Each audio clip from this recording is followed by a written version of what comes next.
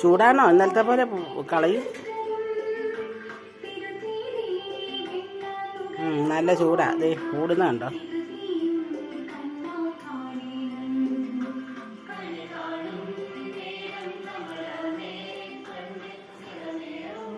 പപ്പിക്കുട്ടികൾക്ക് വിഷു കൈനീട്ടം കൊടുത്തത് രാവിലെ തന്നെ പാല് തിളപ്പിച്ച് കൊടുക്കുകയായിരുന്നു കേട്ടോ. കുട്ടികളുടെ വിഷു കൈനീട്ടമാണ്. അത് ചൂടുണ്ട്. പുറകോട്ട് ഓടുക. നക്കി നോക്കി വെച്ച് കഴിച്ചോ, രണ്ടുപേരും കൂടെ കഴിച്ചോ.